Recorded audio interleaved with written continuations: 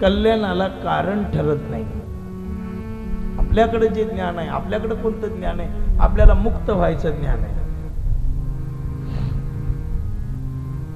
बद्ध दिशेकडून मुक्त दिशेकडे वाटचाल करण्याचं परिपूर्ण ज्ञान परमेश्वराने आपल्याला दिलेलं आहे.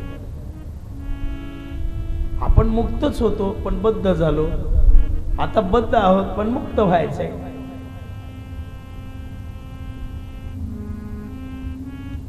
हे इतकं सोपं नाही की इथून शहरामध्ये जाणं आणि काही काळ शहरातलं सुख भोगल्यानंतर पुन्हा परत खेड्याकडे यायचं म्हटलं की मनुष्याच्या जीवावर बेततं ते, नाही का? ती सवय झालेली असते बोलण्याची, उठण्याची, बसण्याची, आणि पुन्हा परत खेड्याकडे वाटचाल करायची म्हटलं की आपण एवढ्या स्टँडर्ड सिटी मधून एखाद्या खेडेगावात जाताना मनुष्याला वाईट वाटतं ना. हे तसं नाही.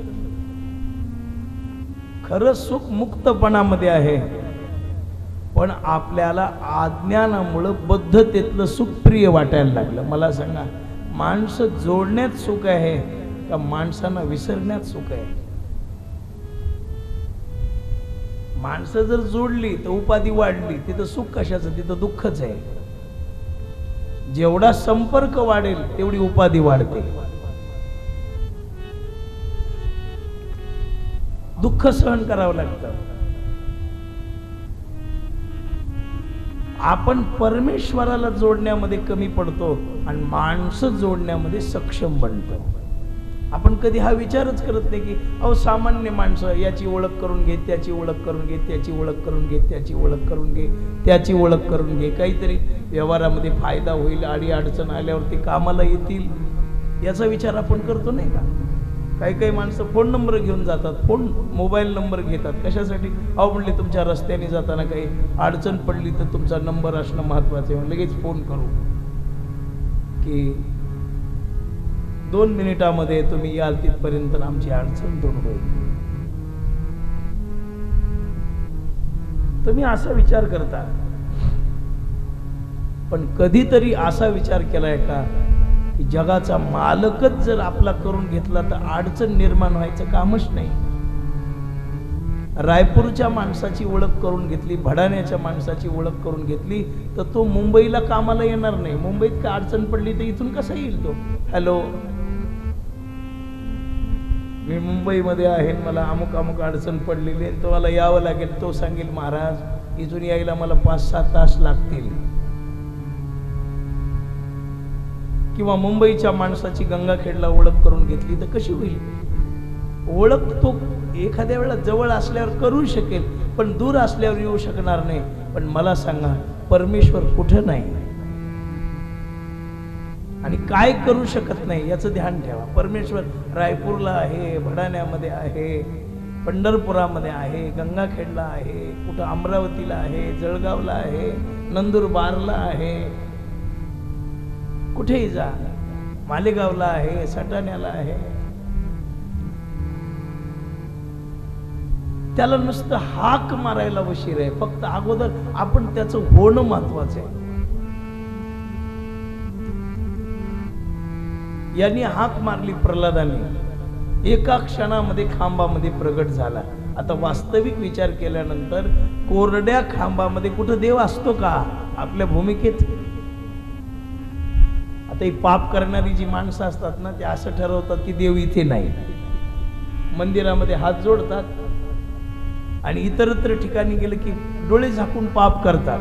त्यांचा भ्रम असतो की इथे परमात्मा नाही.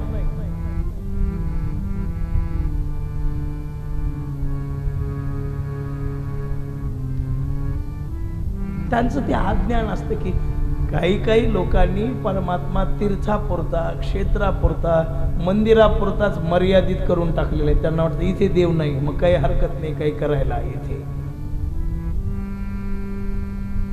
इथे काही हरकत नाही असं म्हणतात डोळे झाकून. अरे पण गवळणींचा विचार तुम्ही कधी ऐकलाय का? कहा पग डारो देखे आनेरा, देखा तो सब वहिनी गेला.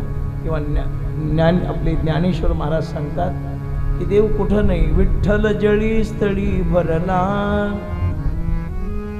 कोठे ठाव नाही उरला, आजिम्या दृष्टीने पाहिला, विठ्ठलची विठ्ठल. कुठेही बघा, कुठेही जा आणि विचार करा, सर्वाघटी राम देहादी एक, सूर्यप्रकाशक सहस्र रश्मी. कुठेही जा, सूर्यनारायण एकच आहे, पण प्रत्येकाला वाटतं आमच्या गावावरच सूर्य आहे. तुम्ही इथून जर पाहिलं ना, सूर्य तुम्हाला तुमच्या भडाण्यावरच दिसेल. तुम्ही इथून मनमाडला गेलात तर तुम्हाला सूर्य मनमाड मध्येच दिसेल. आता एवढे सूर्य जगामध्ये आहेत का की तुम्हाला वेगळा, आम्हाला वेगळा, इतर लोकांना वेगळा? असं नाही. सूर्य वेगळा नाही, सूर्य एकच आहे, पण पाहणाराला तो आपल्या गावावरच दिसतो. तसं देव एकच आहे, पण चराचरामध्ये पाहणाराला परमात्मा जवळच दिसतो. पण सामान्य माणसाच्या परिचयामध्ये वेळ घालण्यापेक्षा, सामान्य माणसाला आपलं करून काहीतरी स्वार्थ साधून घेण्यापेक्षा तुम्ही परमेश्वराला आपलं करण्याचा प्रयत्न करा.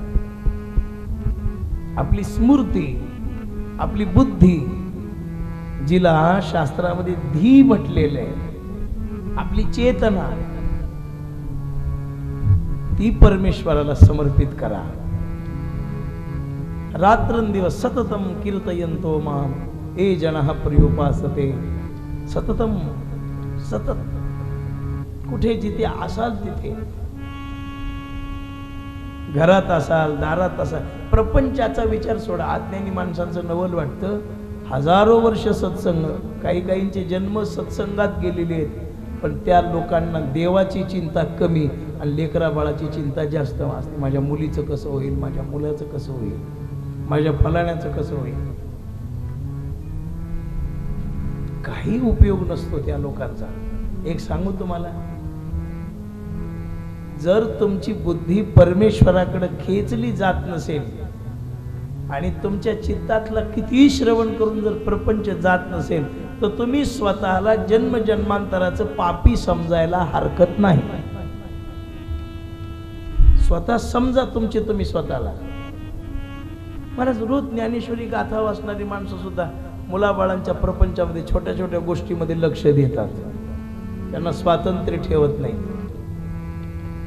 मग आश्चर्य वाटतं. अरे, जसे एखाद्या नोकरीतून रिटायरमेंट होते ना, तशी संसारातून निवृत्ती घेत चला तर सुख मिळेल. कोणाचा प्रपंच, कुठला प्रपंच,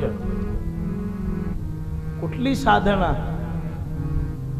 आणि चालवणारे तुम्ही कोण हे लक्षात ठेवा. काही काही माणसं म्हणतात, महाराज मी जर यांना सोडून दिलं ना, हे उपाशी मरतील. तू मरून बघ, 10व्या दिवशी लोकाला जीव घालतील आणि तुझ्या 10व्याचं सुंदर नियोजन करतील एखादा महाराज बोलून. काही काही माणसं असं म्हणतात, महाराज मी आहे म्हणून चाललंय बरं का. हे तुमचं अज्ञान आहे. हळू हळू हळू, ज्ञानोबा म्हणतात ना, हळू हळू ढाळे ढाळे के तुली मी एक वेळे, मार्गाचे निबळी निश्चित ठाके. हळूहळू प्रपंचातून निवृत्त होत चला, विसरत चला. काही काही पाहिलं तरी लक्ष देऊ नका. आपल्या अंतःकरणामध्ये प्रभूचं स्मरण करा. महाराज, माणसानं देवाच्या जवळ जाण्याचा प्रयत्न केला पाहिजे. हळूहळू देवाकडे चला. हळूहळू हळूहळू हळूहळू परमेश्वराला प्राप्त करून घेण्याचा प्रयत्न करा. देवाच्या जवळ जाण्याचा प्रयत्न करा. आपली बुद्धी, आपलं मन, आपली देह धारणा परमेश्वराला देण्याचा विचार करा. किती वेळ बोलता तुम्ही? आज 2 तास बोलत असाल, उद्या पावणे 2 तास बोला. 15 मिनिट परमेश्वराला द्या. पुढच्या महिन्यामध्ये 1.5 तास बोलायला शिका. अर्धा तास परमेश्वराला द्या. लोकांना बोलण्यामध्ये जी आपण एनर्जी खर्च करतो ना, तीच एनर्जी भगवन नामात खर्च करायला शिका. सारखं चिंतन, सारखं. आणि त्या चिंतन घडण्यासाठी सगळ्यात महत्वाचा मुद्दा आहे की माणसांच्या जवळ बसणं कमी करा. तुमच्या लक्षात विषय येतोय? तुम्ही जितकं माणसांच्या सानिध्यामध्ये राहाल तेवढा तुमचा परमार्थ कमी होतो आणि तुम्ही जेवढे एकांतामध्ये बसाल तेवढी तुमची साधना वाढत जाते. परिपक्व बना, साधननिष्ठ बना, आपला वेळ सत्कर्मामध्ये घालवायचं पहा, बंधनातून मुक्त व्हा, प्रभू प्रेमाकडे निरंतर जाण्याचा प्रयास करा. सारखं विठ्ठल विठ्ठल विठ्ठल विठ्ठल विठ्ठल विठ्ठल विठ्ठल विठ्ठल विठ्ठल विठ्ठल असा छंद लावून घ्या आपल्या मनाला. देह भावना, देहाची आसक्ती, स्वभाव धर्मामध्ये मुमुक्त स्थितीकडे घेऊन चला. आणि तुम्ही ज्या दिवशी तुमची मनबुद्धी परमेश्वराला द्याल, ज्या दिवशी परमेश्वराला तुम्ही आपलं समजाल आणि ज्या दिवशी देवाशिवाय पर्यायच नाही असं तुम्हाला कळेल, त्या दिवशी मात्र तुमचं जीवन धन्य होऊन जाईल.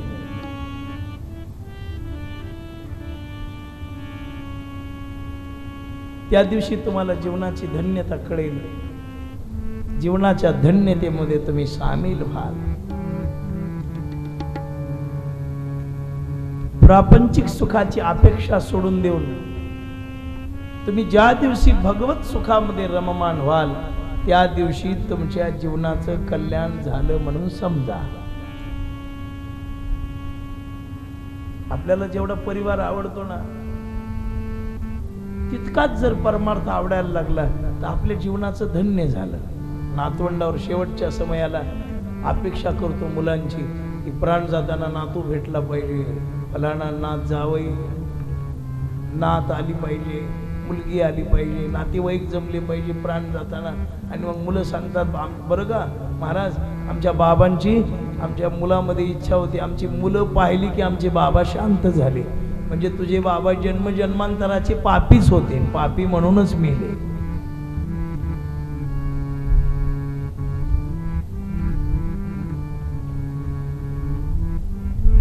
मुलांना, नातवंडांना, परिवाराला पाहून देह सोडण्याची अपेक्षा झालेला मनुष्य मुक्त होईल का?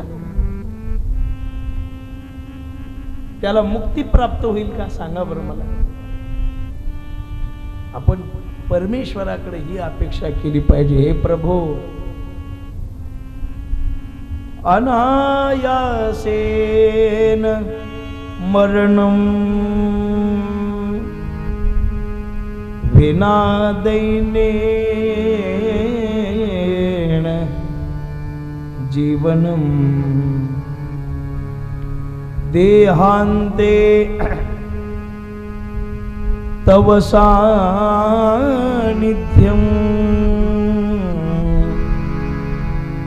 देहि मे परमेश्वर. हे प्रभु, विना दैन्येन जीवनम देहांते तव सानिध्यम. देहाच्या अंतसमयाला देहांते तव सानिध्यम देहि मे परमेश्वर. अंतसमयाला हे प्रभू तुझं मला सानिध्य दे. अनायासेन मरणम, उठाउठी मरण. आणि प्राण जाताना थोडं शार्प ठेवत जाईल रे आवाज. परमेश्वराचं चिंतन आपल्याला घडलं पाहिजे. देहाचं देह तादात्म्य जे आहे ते शेवटच्या समयाला आपल्याला परमेश्वराच्या चिंतनामध्ये प्रविष्ट करणारं झालं पाहिजे, की शेवटी, आता नाही शेवटी, पण आजपासून त्याचा संग्रह करणं महत्वाचं आहे, प्रपंचातून निवृत्त होणं महत्वाचं आहे. कोणाच्या प्रपंचाकडे लक्ष देऊ नका, स्वतःच्या प्रपंचाकडे लक्ष देऊ नका. लक्ष द्यायचे तर आपल्या स्वतःच्या कल्याणासाठी द्या.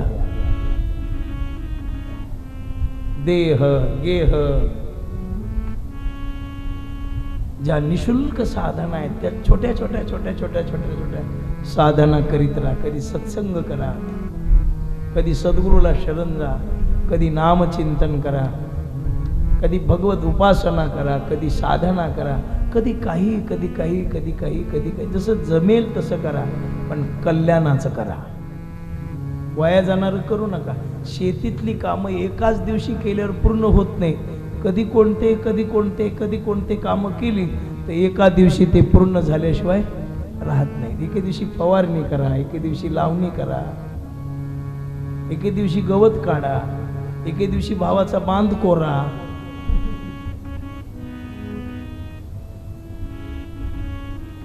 म्हणजे एकेच दिवशी करू नका सगळं, कधी कधी करा. हे तसंच आहे. कधी ज्ञानेश्वरी वाचा, कधी गाथा वाचा, कधी मिळाला सत्संग करा, कधी जप करा, आणि हळू हळू हळू हळू हळू हे आपलं मन भगवंताच्या स्मरणामध्ये लावून टाका. आणि एकदा छंद लागला की मग हे मागे येत नाही. छंद लागेपर्यंतच अवघड आहे. एखादा नाद लागला पुन्हा सुटत नाही. आता एखाद्या माणसाला एखादा छंद असतो, सहजासहजी तो लागत नाही. बरीचशी माणसं दारू वाचून राहतच नाही, मला ती मदिरा पितात. आमच्याकडे एक साधक यायचे, ते मला म्हणायचे, नाना एकादशी असो, द्वादशी असो, पर्वकाळ असो, काही असो, मला नाही घेतलं तर करमतच नाही, असं म्हणायचे ते. मग मी त्यांना म्हणायचं की बा तुम्ही काय करा, रोज पिताना तुम्ही सोडून पहा, कधीतरी तुमच्या जीवनामध्ये असं होईल की. ते म्हणायचे अहो सुटणंच मुश्किल आहे, कारण 25 वर्ष झालं नित्य सानिध्य आहे तिचं मला. आम्ही त्यांना एकदा एक महिनाभर ज्ञानोबरांच्या सोहळ्यामध्ये नेलं. 10-1 वर्षापूर्वीची गोष्ट असेल. त्यांना सांगितलं की आता ज्ञानोबरायचा सोहळा आहे, चला. आणि ते काय म्हणलं, तुम्हाला आठवण सुद्धा येणार नाही तुमच्या त्या गोष्टीची तुम्हाला. मग महिनाभर त्यांना नेलं. मग ते एक दिवस ज्ञानोबरांच्या सोहळ्यात चालले, त्यांना आठवण झालं नाही. दुसऱ्या दिवशी पुण्यातला मुक्काम आला. ते पुण्यातल्या लोकांचं स्वागत पाहून ते विसरून गेले. तिसऱ्या दिवशी दिव्य घाट चढताना तर त्यांना काही आठवलंच नाही. चौथ्या दिवशी पुन्हा सासवडचा मुक्काम झाला. तिथून पुढे गेल्यावर जेजुरी आली, वाल्ले आलं, तरटगाव आलं, हे लोणंद आलं, तरटगाव आलं, नातेपुते आलं, बरड आलं. एक एक एक एक मुक्काम येत गेले आणि तो मनुष्य त्या गोष्टीला विसरत गेला. 1 महिना झाल्यावर असं झालं की त्याला त्याची आठवणच विसरली. आता 10 वर्ष झाली तो नावच काढत नाही.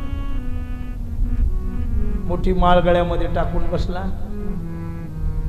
कपाळाला मोठा गंध लावतो, सत्संग करतो. मुलं बाळ प्रपंच सगळं व्यवस्थित झालं. ज्या प्रपंचात समाधान नव्हतं त्या प्रपंचात एवढं समाधान आलं की त्याचं घर म्हणजे रामराज्य झालं. मग त्याला लोक विचारतात, दुसरे त्याचे मित्र, अरे हे तुझ्याने सुटलं कसं? त्यांनी सांगितलं, मी ते सुटलं नाही, माझ्या मनाला आपोआप सुटलं. का सुटलं? माझ्या मनाला त्या गोष्टीचा विसर पडून दुसऱ्या गोष्टीचा नाद लागला. तुमच्या लक्षात येतोय ना विषय? ते आपल्याकडे एका वाफ्यामध्ये रोपे टाकतात लोक लावण्याच्या अगोदर, आणि पुन्हा काय करतात, ते रोप मोठे झाल्यावर त्या वाफ्यातले काढतात आणि दुसऱ्या विस्तीर्ण शेतामध्ये नेऊन लावतात.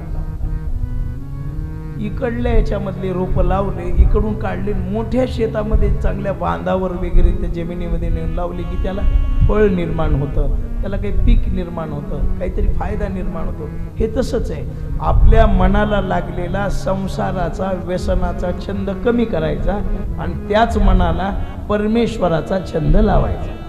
किती सोपं आहे हे म्हणायला सोपं आहे बरं का. पण हा छंद लागण्यासाठी सुद्धा अनंत जन्माची पुण्य पाहिजे. बहुता सुकृताची जोडी. किंवा नामदेवराय सांगतात अनंत जन्मी, नाथराय सांगतात अनंत जन्मीचे सुकृत पदरी आणि त्याचे मुखी हरी पैठा होय. एखाद्या माणसाचं प्रारब्ध बदललं आणि एखादा मनुष्य परमार्थामध्ये आला तर ओळखावं त्याचं अनंत जन्माचं पुण्य फळाला आलं. अनंत जन्माचं पुण्य फळाला आल्याशिवाय साधकाला परमार्थाबद्दल प्रीती निर्माण होत नाही. आणि ज्याला प्रीती निर्माण होत नाही ओळखावं त्याच्या इतका अनंत जन्माचा पापी कोणी नाही. आधम तोच आहे. आधमत्व नष्ट करायचंय, परमेश्वराचा छंद आपल्या मनाला लावून घ्यायचा आहे. तर एक काम करा, हळूहळू सत्संगामध्ये येत चला. सत्संगामध्ये आलात की तुमचं पाप नष्ट होईल. आणि तुम्ही पापी जरी असलात तरी पाप संपून जाईल आणि तुमच्यावर पुण्याचा परिणाम होईल. आणि तुम्ही एकही दिवशी का होईना, पण शाळेमध्ये जाताना कुणाला शिक्षण इंग्रजी वाचायला येत नसते. ऍडमिशन घेतलं, आता 15 जूनला शाळा भरणार आहेत. शाळेमध्ये जाताना ऍडमिशन घेतलं, काही जातानाच विद्वान असतो का मनुष्य? तुम्ही शाळेमध्ये गेल्यानंतर हळूहळू हळूहळू हळू तुम्हाला ज्ञान प्राप्त होतं आणि तुमचं अज्ञान नष्ट होतं. हे तसंच आहे. सत्संगामध्ये आल्यावर तुमची पापाची भावना हळूहळू हळूहळू कमी होते आणि पुण्याची भावना हळूहळू हळूहळू निर्माण होते. पुण्य तुम्हाला पवित्र बनवतं, पुण्य तुम्हाला सोयीस्कर बनवतं, पुण्य तुम्हाला एका उंचीवर घेऊन जातं, पुण्य तुम्हाला माणूस बनवतं. सत्संगामध्ये आल्यानंतर सत्संगाची परिभाषा तुम्हाला समृद्ध करते. आणि म्हणून सत्संग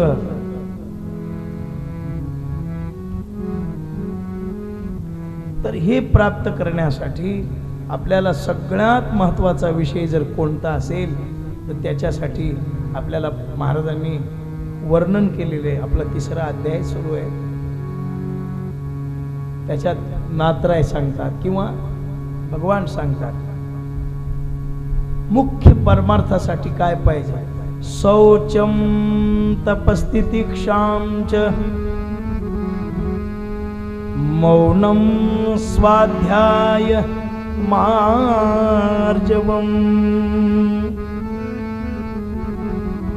ब्रह्मचर्यम ब्रह्मचर्यम हिंसा च समत्वम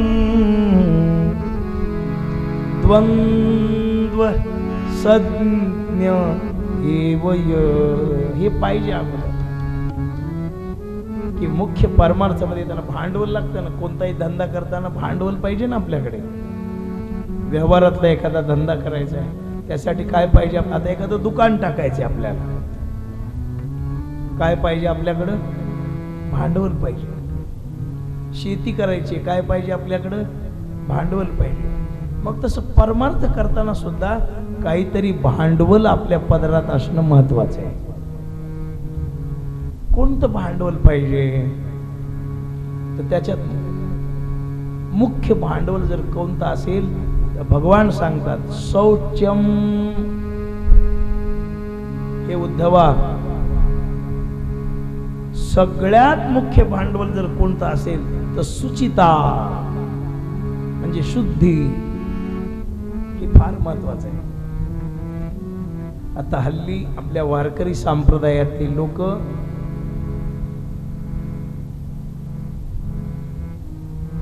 सुचितेकडे कमी लक्ष देताना सापडतात आपल्याला. सुचितेकडे बरं का. आपल्या लोकांचा एक भ्रम झालेला आहे, काही करा आणि भजन करा जीव मुक्त होतो, असं लोकांनी ठरवून टाकलं की आपल्याला काळ वेळ नाम उच्चारिता नाही, योग याग विधी नवी सिद्धी वायाची उपाधी दम, हे आपण पक्क पाठ केलंय आपल्या मनामध्ये.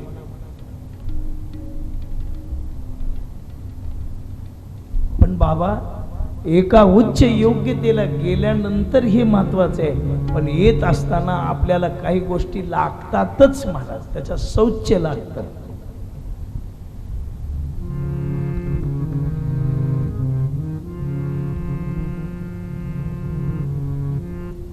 मग कोणती सुचिता लागते, देहाची का? देह तर स्वच्छ असणं महत्वाचंच आहे, पण एखाद्या वेळेला देह मळीन असला तरी चालेल, पण आपलं मन स्वच्छ पाहिजे. एखाद्या वेळेला देह आपण काय करतो, आपल्या देहाला सजवण्यामध्ये वेळ घालतो.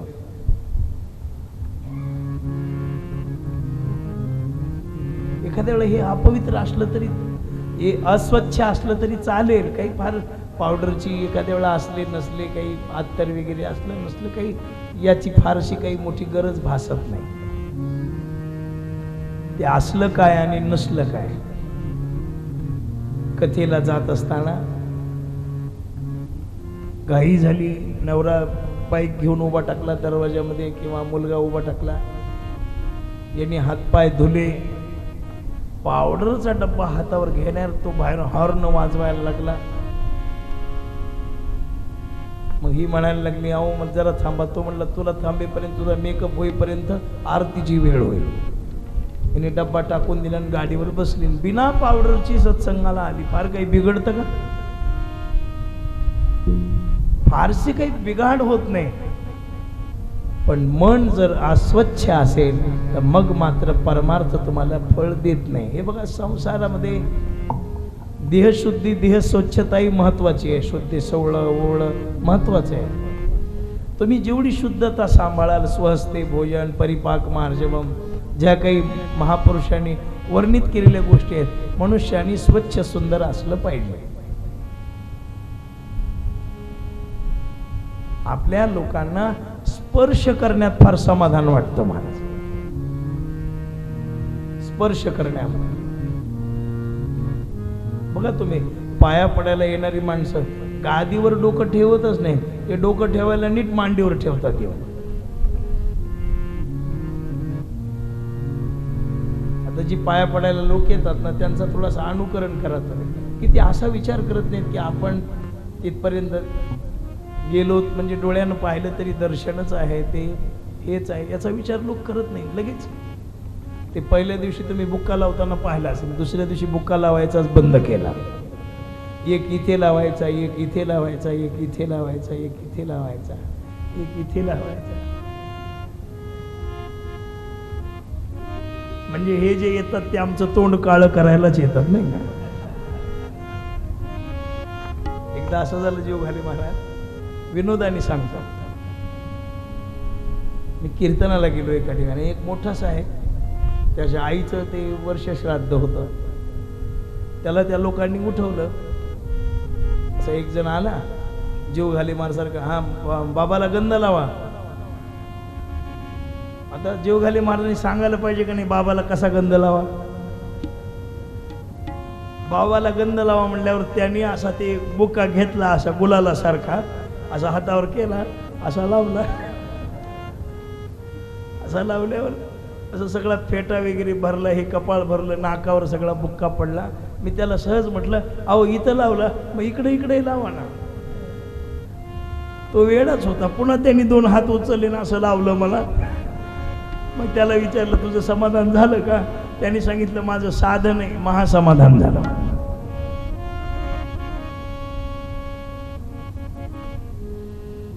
म्हणजे नेमकं सुख कशात आहे जगाचं हेच कळत नाही. दर्शनात आहे का, पूजनात आहे का, कशामध्ये सुख आहे याचीच अनुभूती, याची प्रीती आपल्याला कळत नाही. नेमकं आहे तरी काय? पण सज्जन हो, मनाच्या स्वच्छतेला कारणच एक प्रश्न आहे आणि त्याचं उत्तर एक आहे, भजन. काय करा? भजन करा, सारखं करा. राजा राम राम राम सीता राम राम सीता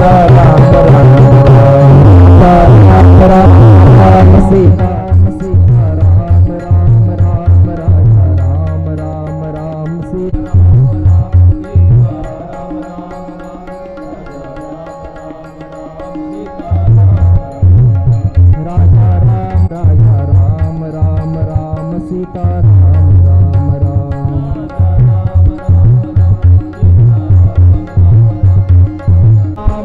राजा राम राम राम सीता राम राम राम राजा राम राम राम सीता राम राम राम राजा राम राम राम कृष्ण हरी जय राम कृष्ण हरी जय राम कृष्ण हरी जय राम कृष्ण हरे जय राम कृष्ण हरे कृष्ण हरि जय राम कृष्ण हरे जय राम कृष्ण हरी जय राम कृष्ण हरी जय राम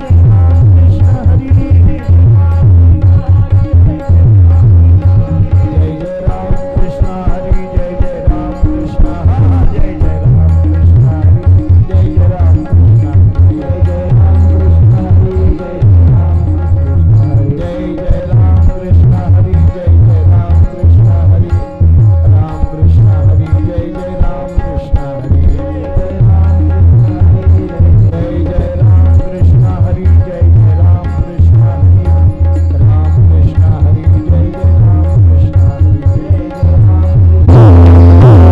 असा निरंतर आपल्या मनाला जर परमार्थाकडे आकर्षित करायचं असेल तर त्याची सुरुवात इथून करावी लागते. पण सगळ्यात महत्वाचं आहे शौच होत नाही. सुरुवातीला प्राथमिक जर काय असेल तर अगोदर आपलं शरीर शुद्ध ठेवा. गोमूत्र प्राशन, स्नान, सत्संगाला जात असताना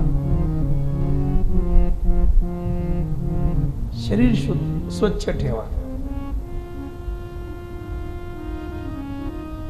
आणि त्याच्याबरोबर दुसरी महत्वाची गोष्ट आहे की आहार शुद्धी झाल्याशिवाय मनुष्याच्या मनाला समाधान प्राप्त होत नाही. अन्नामुळं मनाची प्राप्ती होते ना, म्हणून अन्न सात्विक असणं महत्वाचे आहे. वैष्णवाच्या घरचं अन्न सात्विक आहे, सत्संगातलं अन्न सात्विक आहे, कथा कीर्तनाच्या नंतर दिलेला प्रसाद हा सात्विक आहे. आपल्या जीवनाला केवढा फायदा करून जाईल काही सांगता येत नाही. तुम्ही किती एनर्जी मिळवणारे पदार्थ खाल्ले तर तितकी तुमच्या शरीराला आप्पा एनर्जी येऊ शकत नाही. पण कथेचा प्रसाद खाल्ल्यावर किती एनर्जी प्राप्त होते ती दाखवता येत नाही.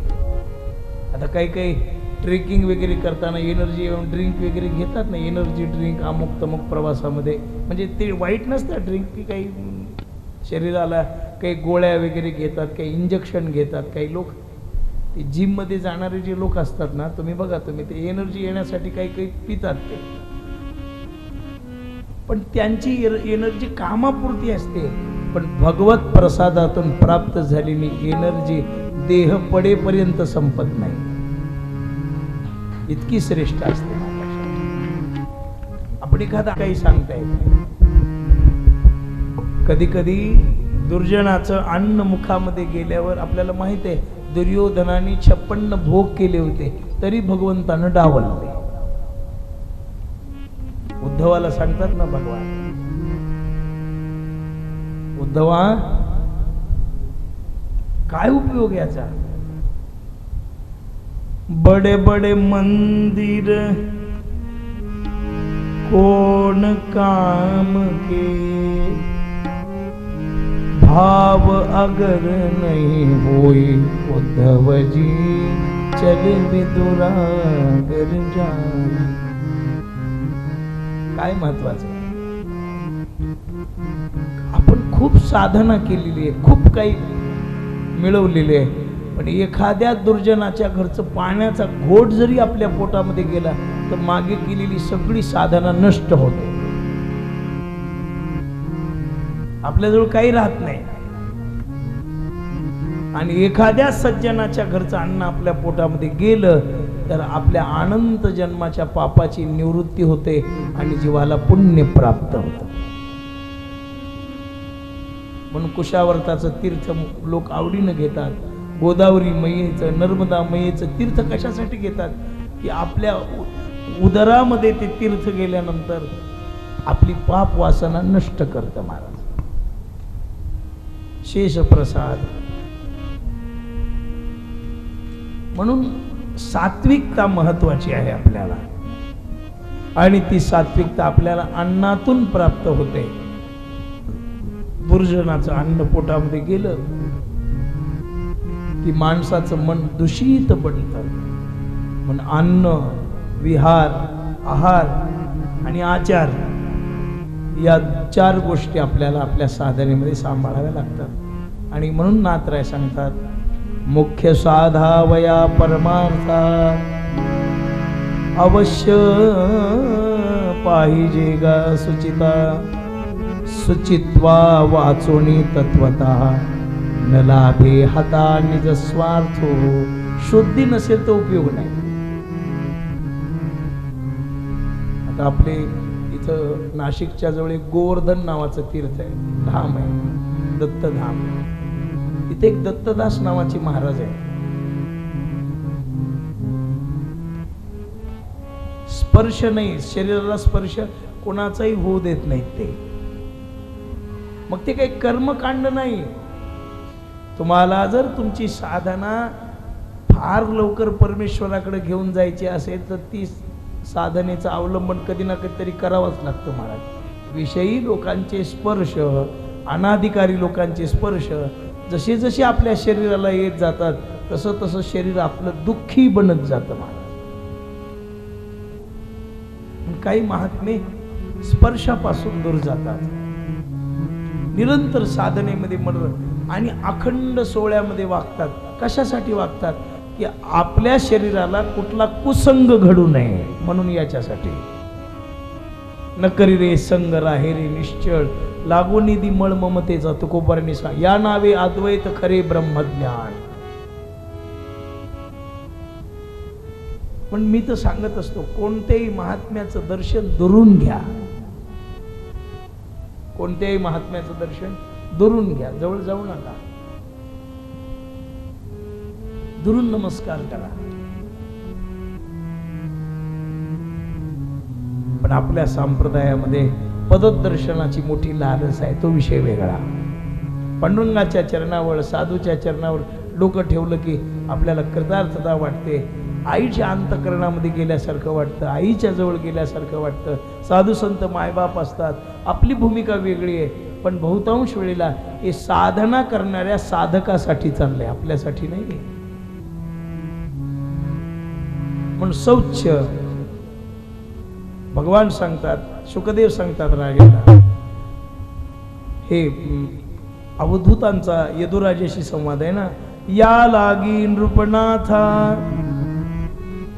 शुद्ध शौचाची ऐके कथा अंतर मळीन क्षाळीता भ्याता बाह्य शुद्धी. मन मळीन वासना मळे ते न करिता सोवळे. ब्रह्म पवित्रता अहंबळे ते जाण आंधळे न्याहाळी जैसे. शरीराची शुद्धी महत्वाची नाही. एक विषय, ज्याचं मन वासनेने मलिन झालेलं आहे, ज्याच्या मनामध्ये नको त्या वासना आहे, त्यानं बाहेरची शुद्धी ठेवून काय उपयोग आहे विचार केल्यावर? नाथराय म्हणतात ते आंधळे आहेत म्हटले, ज्याचं मनही शुद्ध असलं पाहिजे. मुक्ताबाईंनी सांगितलं ना, शुद्ध ज्याचा भाव झाला आणि दुरी नाही देव त्याला. ज्याची भावना शुद्ध झाली त्याला देव दूर नाही, त्याला जवळच आहे देव. मग भावना शुद्धीसाठी अजून काय काय करावं लागतं त्याचा विचार आपण पाहणार आहोत. पण उद्याला, आता 4:45 वाजलेले आहेत, आज इथेच थांबूया. उद्या ठीक 8 वाजता संध्याकाळी